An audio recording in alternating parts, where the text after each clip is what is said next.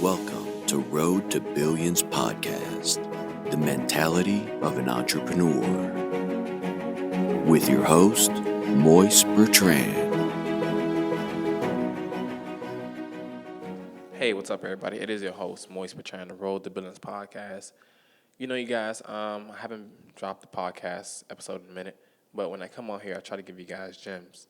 And one of the few gems I want to give you guys is just try to get into real estate as soon as possible.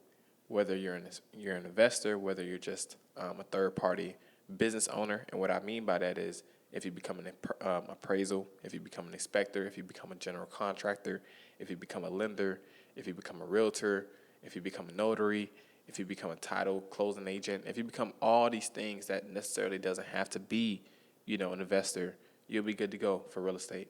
And I want people to get into real estate because we all are affected by quote unquote jobs. Jobs control us. They control people all the time. They take people away from their family and their time that they have with their family. And I kind of made a decision and affirmation to myself that I work with who I want, when I want, where I want. And, I kind of say that every day because I know it's true. I know I'm dictating my life. I know my reality is perceived by my perception of what I believe life is. And I believe life is abundant. I believe that if somebody else is rich, I could be just as rich as them. If someone else is doing something that they accomplish and are successful in, I could do just the same. And I want you guys to take the same approach with real estate. People ask me all the time, how did you get into real estate? How did you get into real estate? I'm like, real estate is something that anybody could get into. It determines if you are going to make your way into it, if you're going to really sacrifice. Because I had to sacrifice parties, summers, fun, just to really experience my first purchase of my property. And it was a great feeling because I didn't think about all the times I missed when, the frats was having parties, and I didn't think about the times when colleges were throwing, on-site parties and everything. I didn't really care about that because every dollar counted. And I knew in college I had low expenses. I had low overhead. The most I was paying per month in rent was $500, and my car note was $250. That's $750, and that's all I needed because I had a food card and everything, and I was saving. And I tell people all the time, like, you got to find other people on the same mission and have the same goals, as aspiration as you, because real estate is not a solo man deal. We kind of figure out that if you're going to do anything in life big, you need a team. I don't care how far you want to say you could get on your own, but you need a team ultimately. And, real estate is one of those things. There's a lot of moving parts. You will have to talk to a lender to buy a house. You will have to talk to a realtor to find a house. You will have to talk to a general contractor to fix a house. So everybody has a moving part in this, So when I tell people, if you don't have the money to invest in a real estate property, get certifications around real estate. Become a general contractor. Become an appraisal. Become an inspector. Become a realtor. That's one of the fastest ways to get into real estate, becoming a realtor. But the most efficient and most profitable way is becoming an inspector, because every time a property has, quote unquote, has to be bought and sold, an inspector has to come out there to make sure the property is in intact shape and that the things that are being sold are as if, like if there's anything popping up that wasn't on the contract, the inspector would, obviously pointing out any cracks, any foundation problems, anything that may point out to the inspector. They're there as the eyes for the lender. And lenders can't go to a property. They're doing behind the work, paperwork. Appraisals are only there when the property is fixed up. So who is going to guarantee that this property is really a property before everybody closes? An inspector.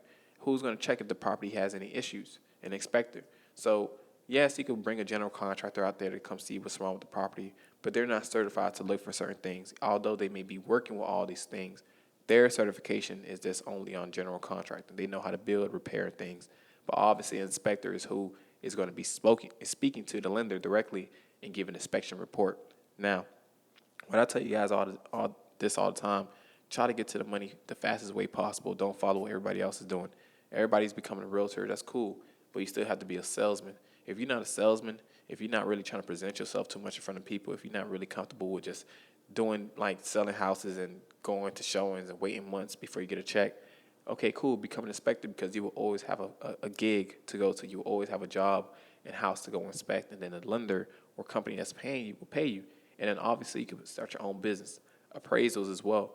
Appraisals take a minute, you guys, but I do recommend you guys do think about becoming appraisals, because once you hit becoming an appraisal, you're forever going to have a job and never be without one.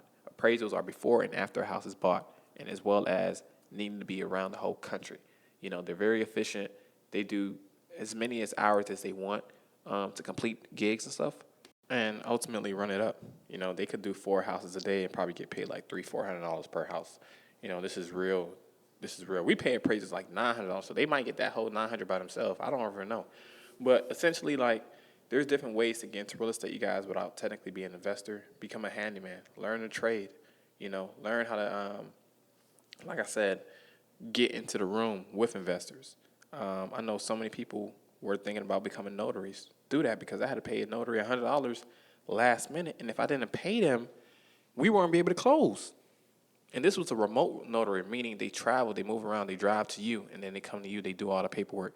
But the notary literally we had no choice but to pay this notary. And I had to find this lady out of thin air just because I closed the house out a month or 2 months before it.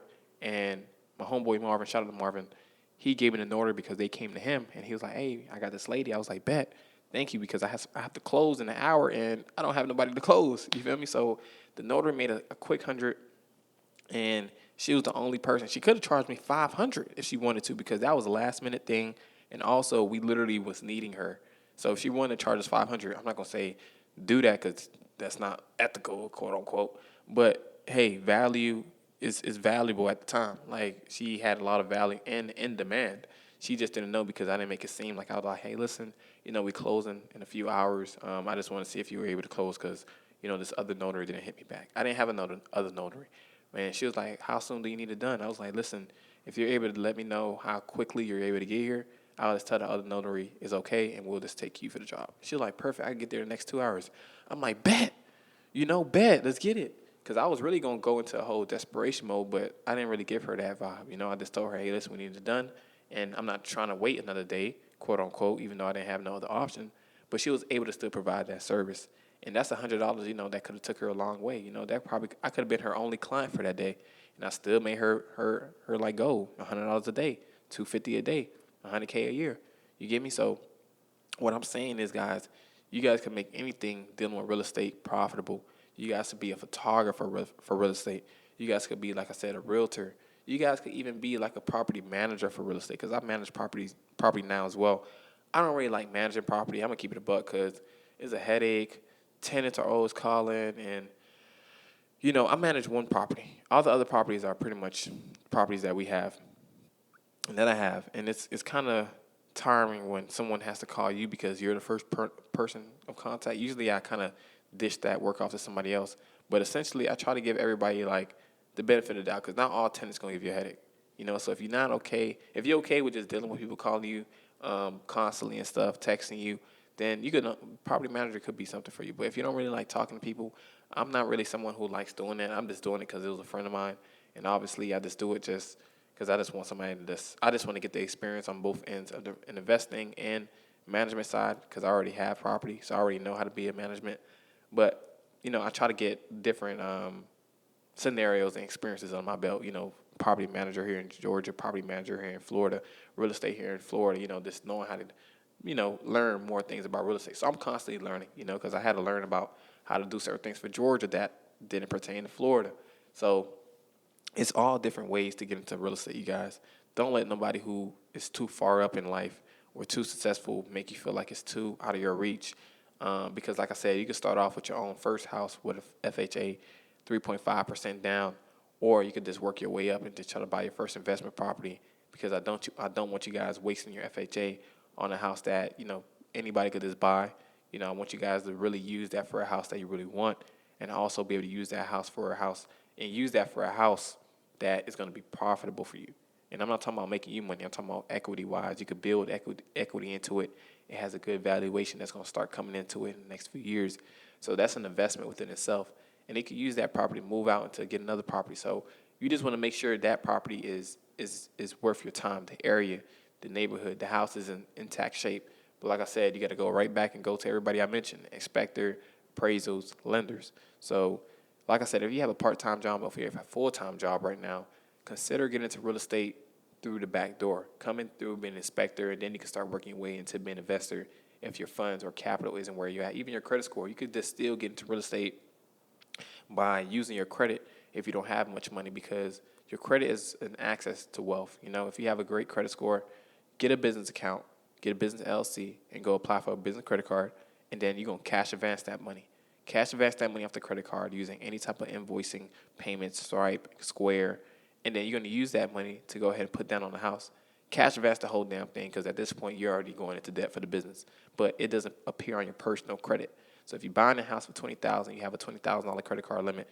What you're gonna do is shit. If I was you, I'll cash advance that whole 20 and piece together another 10 with that 20 to make it 30 with somebody. So I'm technically saving 10 grand for renovations, and I'm bringing somebody else to the table. So I have 20 grand for the down payment and have 10K for the renovations. Possibly that person will help me more with the materials and everything. If that's pretty much what's going to be spoken about. But ultimately, guys, there's different ways to go into real estate. There's different ways to get your foot in the door without having to necessarily spend all this money at first. And if you don't have a mentor or anything as well, this is a great way to start as well, just learning about the ins and outs about real estate, because it is actually business. It is something I don't recommend for people to get into if they're not property led.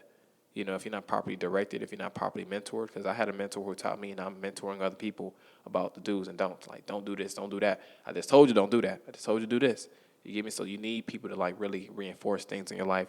And then also, if you could find out your own experiences and learn throughout your losses, that's another great teacher as well. But I kind of want to tell you guys, cut off the mistakes, try to mitigate the amount of losses you take, get a mentor or get into real estate through all these other careers, and you'll be good to go. So once again, I appreciate you guys for listening to Roll the Billions podcast. It's been an amazing journey.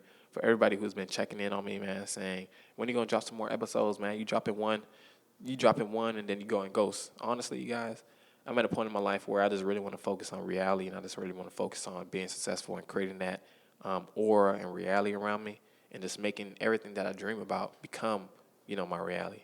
So I apologize, but I'm not sorry for focusing on myself. But I do want to say, if you guys have questions, you guys have my number. If you guys don't, you guys have my Instagram, billionaire_moist.